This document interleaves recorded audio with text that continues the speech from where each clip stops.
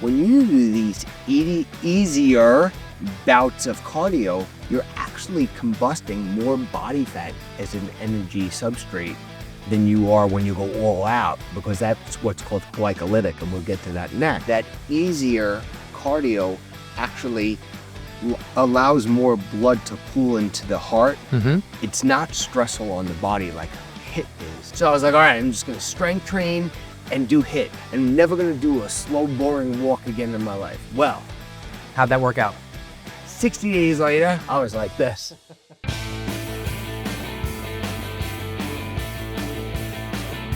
Cardio. It's good for heart health. It's good for your immune system. It's good for regulating blood sugar. I mean, there's just so many reasons why people should be doing cardio throughout the week. It's super important. And hopefully, if people weren't doing cardio in 2024, they've started in 2025. And if they started and they've already given up, they're getting right back into it. And this is the video that's going to get them motivated to get back out there and get cardio into their weekly routine. Absolutely. You know, we grew up in the cardio era, Nick. Like, no one really, unless they wanted to be, you know, a WWE, or it was WWF back then, but unless they wanted to be a wrestler, it was jazzercising cardio. And now you unfortunately have people on the internet advocating for no cardio.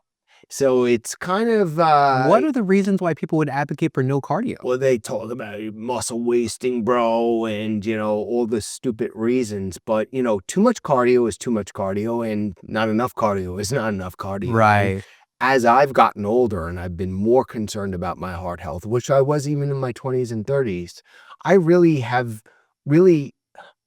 used to call cardio a necessary evil. And now I actually enjoy it. I hate the first 10 minutes, the first 5-10 minutes as I'm warming up. But as my heart starts pumping away and the music's going, I actually love cardio now as I've gotten older. Oh, interesting. Yeah, I always did it because I knew I had to do it, like going to the dentist. Sure. But now I actually enjoy it just as much as strength training, just in a different way. Now, just so that we're all on the same page, what is cardio? Can you explain to the audience, like, what is considered cardio and you know, what's it doing for us? Yeah. So cardiovascular can come from anything that raises your heart rate, and we'll get into the formulas so this way the consumer of this video knows what to do. Okay. But it's anything that's going to elevate your heart rate and keep it sustained for 10 minutes to 30 minutes and upward to 45 and 60 minutes. Okay. Yeah. And it could be done through strength training, circuit training. It could be done through boxing, or if you're somebody who could have sex for a long period of time. Cardiovascular training is anything that gets the cardiovascular system elevated and keeps it sustained above a resting heart rate. And so your heart rate increases. That means it's pumping more blood throughout your body. Is that part of why it's good for you? Is that extra amount of blood that's being pumped through your system? Is that getting more oxygen to the cells or something like that? Exactly right. Yeah. And the goal is to challenge the heart. So this way, at rest for the rest of the day, it's actually beating less. So you can take somebody who's sedentary and they may have a resting heart rate that's 10, 15, 20 beats faster all day long than somebody who's fit. So the idea is to put a little stress on the heart for X amount of period of time. And then when you're done, you take a shower, you eat a meal. Now your heart rate is lower for the rest of the day, which is very beneficial for the heart health. Now, when it comes to your heart rate, when you're thinking about cardio, I know that for some types of exercise, you want to get that heart rate up and keep it up. And then some other times you want to get the heart rate up and interval training, right? And then you bring it back down and then you bring it back up again. Yeah. Why would you do one over the other? What are the benefits of each one? You know, when people are doing cardio exercise, why would they choose the constant heart rate increase or the interval heart rate increase? Okay, which one do you want me to go with first? Let's do constant. Okay, so that's going to be steady state aerobics. Okay. And generally, somebody will do that at between 50 on the low end percent, and we'll get into the formula, 50% and 70% of the maximum heart rate. Okay. And this is going to be something that you can sustain for a long period of time, like a walk where you can have a conversation with somebody, or a light row of a boat, or anything that you can do where your heart's not pumping away. A nice easy bike ride. Yes. Anything like that. And believe it or not, when you're doing that, and a lot of people, especially people that are A-type personalities, they think, I only go balls to the wall with HIIT. When you do these easier bouts of cardio, you're actually combusting more body fat as an energy substrate than you are when you go all out, because that's what's called glycolytic, and we'll get to that next. That's great news for people who aren't ready to do the HIIT workouts, who aren't ready to go balls to the wall. Absolutely. Right? So especially for older people, if you're doing that nightly half-hour walk with your friends, or if you're walking the dog, or if you're going for a bike ride every morning and you're getting a half hour, 45 minutes in, you're doing a good service for yourself. You're doing a tremendous benefit, because that easier cardio actually allows more blood to pool into the heart, and it's not stressful on the body like HIIT is. Sure, or like a sprint is, Yes. or like, You're always using a mixture of fat and carbohydrates as a fuel source, but unless you're on the ketogenic diet. But when you're in that easier heart rate, you're using more fat as an energy source than carbohydrates. Oh, wow. And people get that confused. And I've trained many of people, and when I tell them I just want you to walk on these 2 days, they struggle with it. They're like, no, I want to run. I want to do HIIT. And I said, no, because that's glycolytic. It's hard on your body, and this is going to burn more body fat while you're actually doing it, especially if it's done in a fasted state. Okay. It also lets the body chill out a bit, because strength training and HIIT workouts, which we'll talk about next, are very challenging overall to the whole body. Yeah. So that cardiovascular, anybody can basically do it. It's easy on the joints. It's easy on your system, your central nervous system, and it puts you in a fat burning state, that 50 to 70% of your maximum heart rate. So that's the benefit of slow and steady or steady state aerobics. Okay. And we'll get into how to figure out that heart rate in a little while. Yes. But what about the interval training now, when you're getting your heart rate way up and then you're kind of bringing it back down a little bit and then getting it back up again? Why would someone choose that? Okay, so I'm just going to tell you something personal.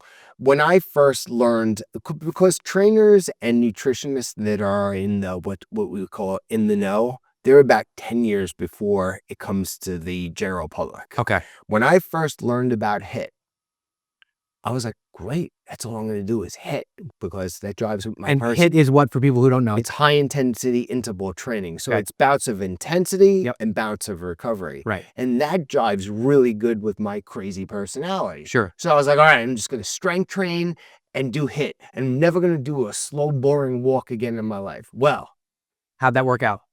60 days later, I was like this. I was hammering coffee, like, why am I so tired?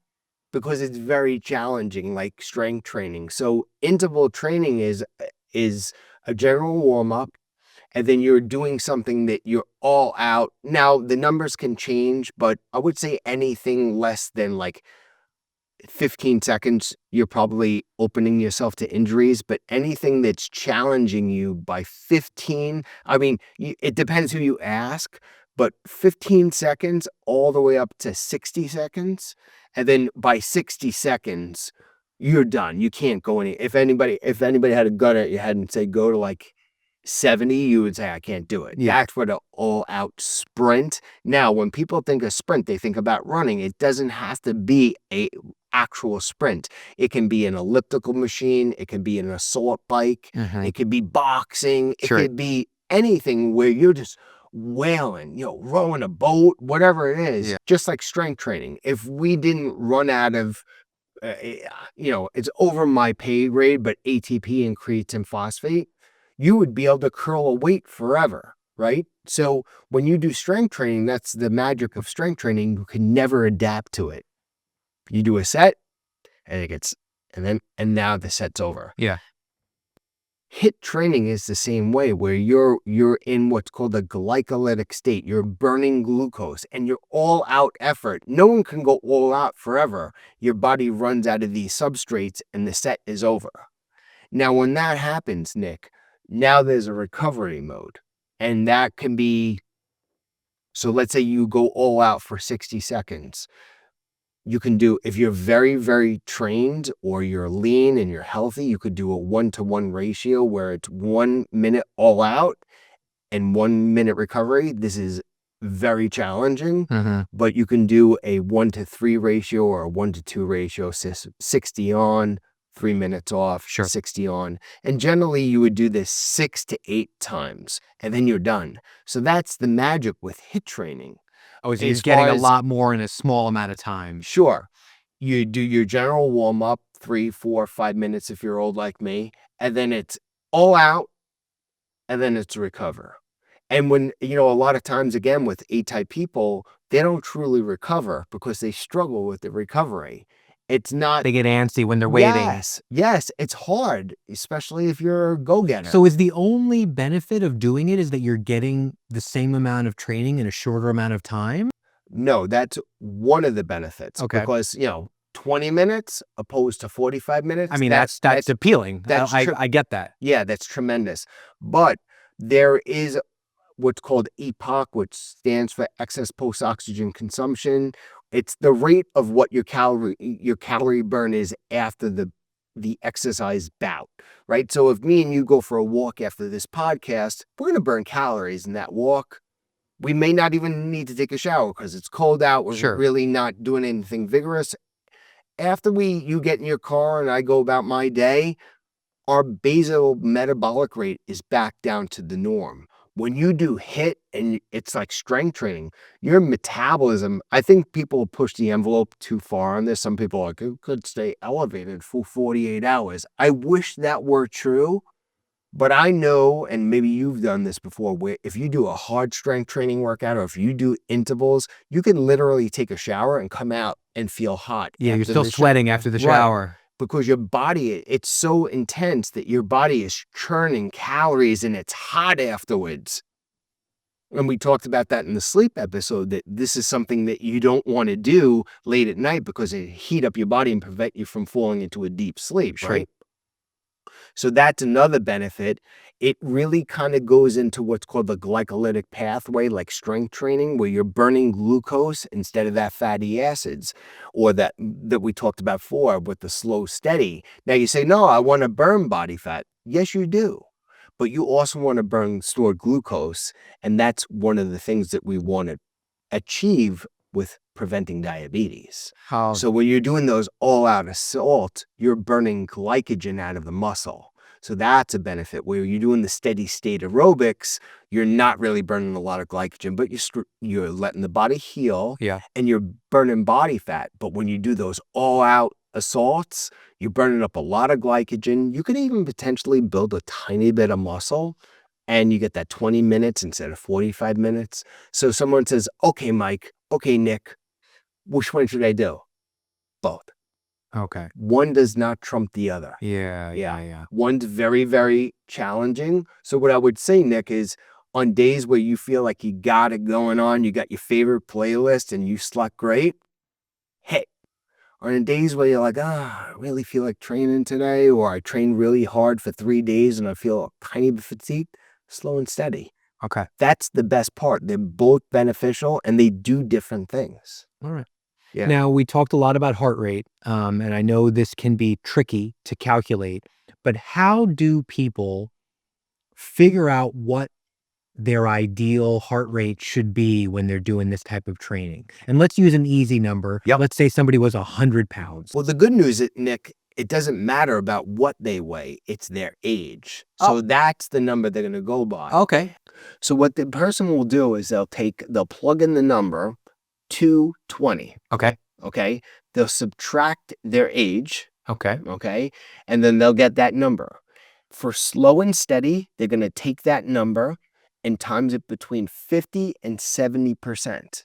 All right, so I get it. So let me just do some quick numbers. So let's say I'm 40 years old. Well, you do the numbers, Nick, because as you know, I'm dyslexic. Right. Literally dyslexic. And I need the phone to do it. So you All do right, it for so the I'm audience. 40 years old, right? Yeah. So I take that away from 220. Now I'm at 180. Yeah. And let's just use the easy number. I'm going to go 50% of that. So 90. A 90 beats per minute on that heart rate is a good slow and steady pace for me to be at in that zone. And I can even go a little bit above that You would go to because that's 70. at 50%, right? So I can go, let's say, from 90 to 100 or 110. And that's a good heart rate for me if I'm 40 years old and I'm trying to do some low intensity strength training. Yeah. Low intensity cardio. Yeah.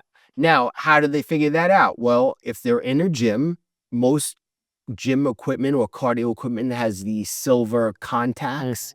And if you hold those, if you wait a minute or two, sometimes you'll see a pulsing Yep. on the dashboard and it will give you your heart rate. And that's when you're in that 50% to 70%. And if you see it going above that and you want to do slow and steady, you just lower it to that. Okay. And you want to stay in that range. Okay. Okay. Now, what does somebody do if, and now they're pretty cheap. Somebody can wear a heart rate monitor. It's a strap that goes on your chest. You put a little water on it, you put it on there, and you put a wristwatch on. There's some that just have the watch. I'm a little bit skeptical on that, but the old school ones that go here, the name's escaping me now who started the whole thing, but Polar is the brand. Okay. Hard for Polar. And a Polar, and they're like $100 and it has a watch and you can literally tell. But what if somebody doesn't have $100?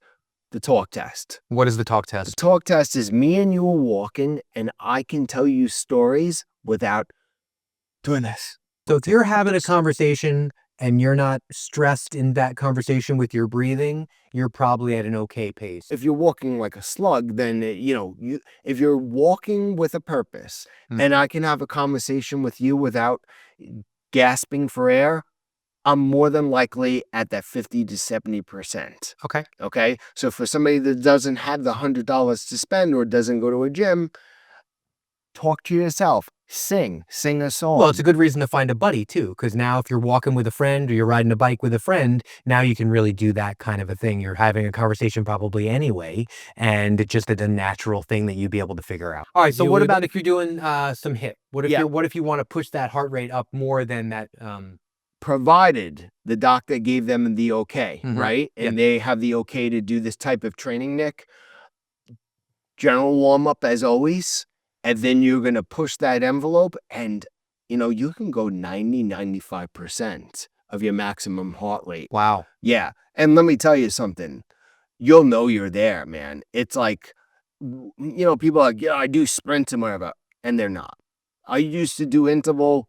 Guys are the worst. Again, I always say women had their shit figured out. Men are like delusional. They're like, I don't know, bro. I can't lose weight. I was doing HIIT or whatever, and I'll train them. And I'm like, all right, go. And and they're talking, and I'm like, dude. Sprint is a tiger chasing you. Yes. Exactly.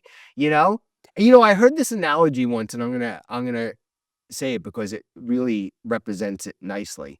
Imagine that there was, in a movie like Nick, where you see the drawbridge and the train comes. Yeah. Imagine it's like stacked like 6 or 7, 8 high. All of a sudden you're hanging out and you're walking and the drawbridge, and all of a sudden the train comes and you run. And then you jump down and you get on another drawbridge. You go, thank God. And all of a sudden now another train's coming and you run and you jump down to another drawbridge and you're like, thank God, I'm done. And then now another one comes. That's what a sprinting and a recovery looks like. So it's all out, 30 seconds for argument, and then like 2 or 3 minutes of recovery, and thank God. And now another train's coming. Yeah. And you're running from that train. It's that Stand By Me moment. Yeah. And that is why you get the benefit and the gift of 20 minutes. So if people are struggling and they're like, I just don't understand, I do HIIT and I can't get where I want. Are you being chased by a train? Fill in the blank. Is it a pit bull? Whatever you want to use in your mind.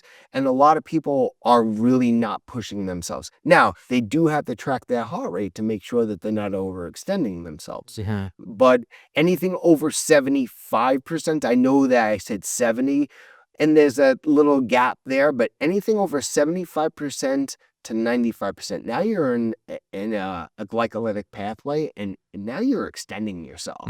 And you should feel at some point, you're sprinting, tongue twister, when you say, there's no way I can maintain this much longer. Right. And now I recover. Okay.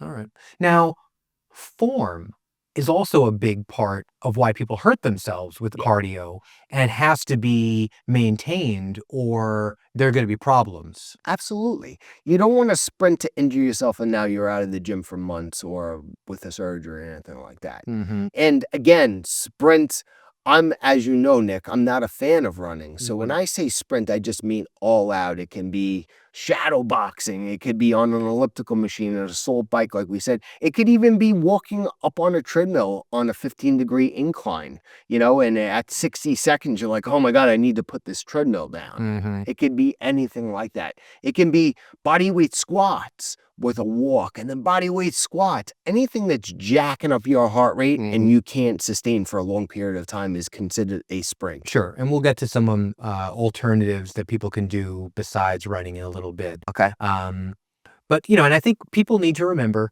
and this is, probably the best way to say it for this episode, first walk, then run, right? Like, start off easy. If you haven't done cardio in 25 years or you've never done it, don't start with HIIT. No way. Don't start with something crazy. Ease your way into it. And for somebody like you, I know that can be difficult you feel good like week 1, you're mellow, and then week 2, you're like, oh, I'm good with this, I'm going to go. You can still go too far week 2. Ease into this new routine if you're just starting it so that you don't hurt yourself and knock yourself totally off the pedestal. Absolutely. Because if too much, you bring up a valid point, because HIIT is very taxing and it can damage your hormones or lower your hormones if you're doing that in conjunction with strength training, and now you're cutting back on your calories. It can really wipe somebody out, and they're like, you know what? It's weird. I feel better when I don't exercise, because they're just doing too much. Sure. Hydration, also really important with this stuff, right? Yeah. For cardio. Is it beneficial to have a drink in the middle of your cardio? Should you try to hydrate before so that you don't have to stop during the cardio, or does it not matter at all? So, well, it depends on the person, because some people will get nauseous if they drink water, which is always boggles my mind. But some people actually get nauseous when they drink water and they're training intensely, and they can actually vomit, which is counterproductive. Sure. So really, it's going to be individual. So case by case basis. Yeah, you should definitely be hydrated beforehand. Okay. But actually drinking during the event, really going to depend on the... If you're doing a marathon and someone hands you a cup of water, maybe you slam it and toss it aside. But if it's not a marathon, you might be able to hold off. Right. If you're doing intervals, you're probably not going to want to drink, because you're so dialed in and so focused in. After, then you want to definitely hydrate yourself. One thing I know is really helpful for people is a good playlist. If you're doing some cardio and BPMs, you really need to look at this, right? Because you don't want to listen to something slow, soft, and mellow. If you're trying to get a good workout in, you're going to want to push those BPMs up to like 120 or 140. And that could be heavy rock, that could be dance music, that can be like faster pop music, but something that gives you a little bit of pep in your step when you're trying to get out there. 100%. I know they do studies on this thing, and I think it's like 120 to 140 beats per minute, right? Can you make a playlist that the viewers could check out on Spotify so that they can see what gets Mike amped up? I can. All right. I can. Do it. I mean, and let's make us a 45 to 60 minute playlist of Mike's workout jams. And it doesn't have to be, don't overthink it. Don't overthink it, but give us something that if people wanted to really get amped and they want some of that good late 80s, early 90s heavy rock, they're going to go right to the Lynch playlist. All right. We just have one disclaimer though. If you listen to this playlist, you might go get tattooed afterwards. All right. Well, at the very least, might be a little degenerate stuff in there, breaking stuff, and I just want them to know. You're gonna wake up in a Trans Am, slamming a Budweiser. Okay, I get it. All right, living your best Mike Lynch life. Tie-dye T-shirt. It's a whole thing, Nick. It's a whole thing. I'm gonna be looking forward to that playlist. All right, so we know a lot about cardio, and we've talked about this before, but quickly, how much cardio should people be doing? How much time each day? How many days a week? What's some a rough outline? I'm in agreement with the American Heart Association. We should not argue with them, right, Nick? Sure, why not? Right. So they talk about 150 on the low end and 300 on the high end minutes per week. Okay. If somebody is doing really vigorous exercise, they can get that down to 75. But most people are probably not there doing a mix of different type of workouts. So 150 minutes per week, upward to 300. I like a mix of strength training and cardio. So if somebody's, for easy math, if somebody says, I want to be in the best shape possible, I'm going to work out 6 days a week. Some people will even say, I'm going to work out 7 days. And I think that that's probably a bad idea. I think that everybody needs 1 day away from exercise. Doesn't mean you can't go out for a leisurely walk or have vigorous sex or whatever. Sure. But 6 days, I like 3 days of strength training and 3 days of cardio. And most strength training is going to get your heart rate up as well. So you'll get some cardiovascular benefits there, unless, you hired the wrong trainer, right? All right. So, that's where I would say that most people are going to be that 150 to 300. And as we talked about in other videos, Nick, it doesn't have to be all in one session. It could be broken up throughout the day.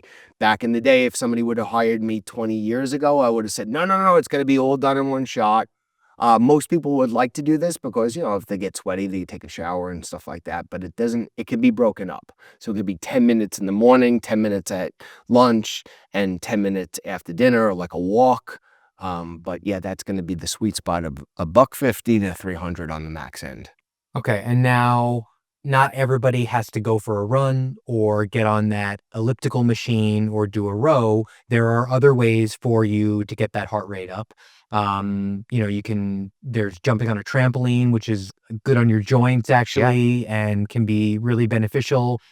Joining adult sports leagues, right? There's a lot. You get out there and play some tennis, do some pickleball. Basketball can be tougher as you get older, but any sport that you're having fun, it's almost like tricking yourself into getting that cardio, that exercise, and you're mentally engaged as well, which can be really fun for people. Yeah, it's interesting. I won't speak like deeply on it because I know it on a basic level, but trampoline, it seems like, it's just fun.